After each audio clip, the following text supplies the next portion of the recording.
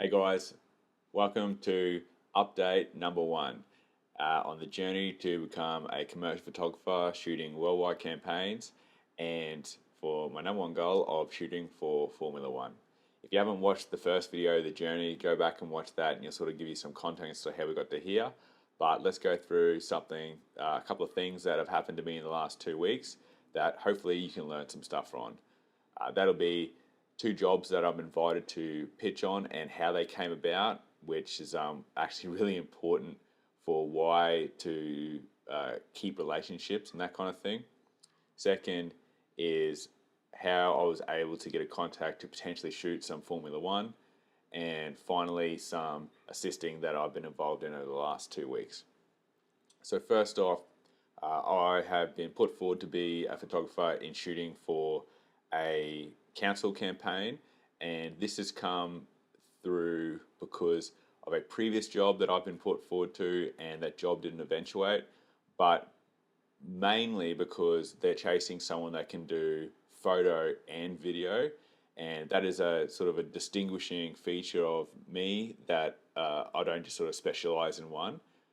Even though I am stills heavy, I'm able to offer that video component, and that has been led to me potentially getting this job. And like, this job is pretty well paying, so that point of difference could be the difference for you to getting a job over one photographer who only does stills. And secondly, on that, this came because I keep in the inbox through my weekly email marketing. If you haven't watched that video, go watch that now because it's really important. Weekly email marketing that I keep appearing in the creative directors or the art buyers inboxes, and I'm on their front of minds that, oh, we need a photographer that can do this, or a photographer that can shoot stills and motion. Let's get Luke and put him forward as a photographer. And then the second job is a travel job that my agent is putting me forward for, and the importance of like how I fit the role is they want travel photography that doesn't feel like stage travel photography. It's not just amazing vistas or pose, laughing, smiling travel stuff. It's in the moment, in the now, almost street photography like photos, where it's not always just perfectly curated. And they also want a video element to that. Again, having those two offerings has been really important for both of these pitches that I'm being put forward for. And it's the importance of doing personal work. So the video side, in particularly, in my recent trip to New Zealand earlier this year, I shot a small project for myself I called Moving Stills, which was like basically setting up photos I would take, except taking them as a video and just letting the frame happen in front of me. People just eating ice cream, or hustle in a cafe, or just the wind blowing through trees in the street and birds going through it and that kind of thing. And that was like perfect for this pitch to go forward. So really important to always keep on the personal work, and like if I'm not shooting for a client or doing any marketing or anything like that, like it's thinking what's the next personal project they want to shoot to put in the portfolio to then get that kind of job. So the next thing that happened is I put a thing on my social media about I want to shoot for Formula One, and I want to start. I haven't got any car stuff or motorsports in my portfolio. I have a little bit for a owners track day for Ferrari that I shot, and a little bit of motocross from a project I shot a couple of years ago, but nothing really dedicated to like motor racing, whether that be Formula One, V8s, MotoGP, anything like that. So I was like, let's get this ball rolling. Not expecting any responses, but I got 3 responses, and it's just the real takeaway from this is just the importance of putting yourself out there, because you just don't know what's going to come of it. First response was from a mate. He works for a company that owns a stake in Formula One, so he's going to look to somehow incorporate me or build a relationship for me there. I didn't know this, by the way. He just said, "Hey, man, I actually found out that my company owns a stake. I'll try and get you in somehow." So sick. Second was I had a girl comment on it and say that her friend should get in contact with her brother, who was like a second driver for a V8 team and a GT team. So contacting him, and also into my DMs, a photographer that I looked to assist, and I haven't even assisted this guy, but he's in Sydney, I'm in Brisbane, but he saw it and reached out to, "Hey man, I have an email for you to get in contact with that I was approached to shoot for Williams Formula One team. This is a super long shot. I don't even really know this guy, but just shoot your shot." So I was like, holy crap, like the importance of just reaching out to people and just volume, volume, volume. The more times you get out there, put yourself out there, the more likely things like this can happen to you.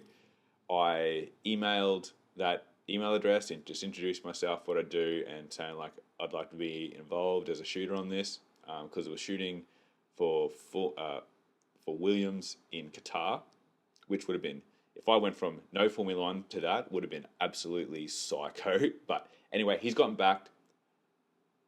They a polite letdown, but the point was he's responded, which is a win in my opinion.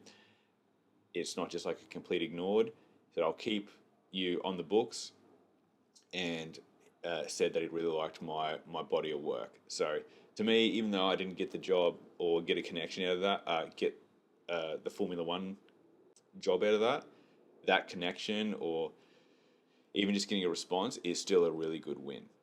Next up is I done a test shoot a couple of weeks ago with my bold, fun food photography, and the importance of doing test shoots, I cannot say it enough. Like, it's just led to so many good things for me, like building the portfolio and connections and all that kind of thing.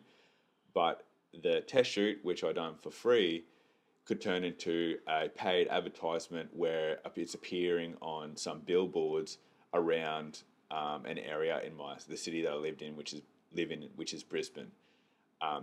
The connection that I had, who put me forward to do that with the test shoot, she is also a marketing agency, so she's going to pitch it to the client, say, "Hey, these images are really good. They fit what we're trying to do with." She's been back and forth with them about doing some out-of-home advertising. Let's use these. So we don't know. I don't know if that's gonna happen, but that could be a couple of $1,000s just from doing a test shoot. And not only that, I'm so stoked on these images that I know that having these food images in my portfolio as I build the food portfolio, which is a new goal of mine, they are going to get me work. It just turned out so good. And finally, I done some assisting on assisted a photographer shooting for a large car manufacturer, and assisted a photographer for a commercial shoot for, I can't say the name, but a large sandwich company. Let's just say that.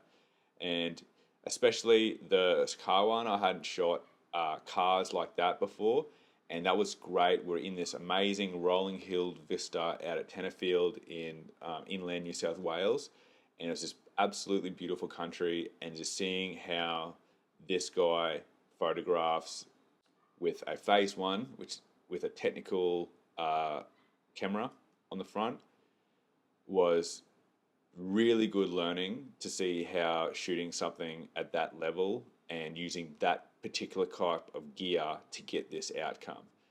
It was all shot natural light, and we also ran some broncolor packs to imitate the sun and just throw some light across the front of the car and just that experience of on the job, especially using gear that I may not have access to, or just like, it'll cost a lot to rent or extremely a loss to buy. Like the packs alone are probably like 40 grand or 20 grand, something like that, just for the power. That's not including the heads or anything like that.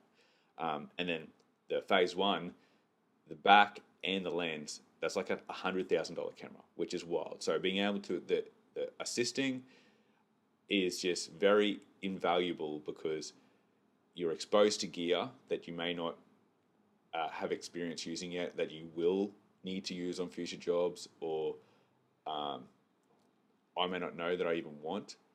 And then also seeing how other photographers attack certain creative briefs.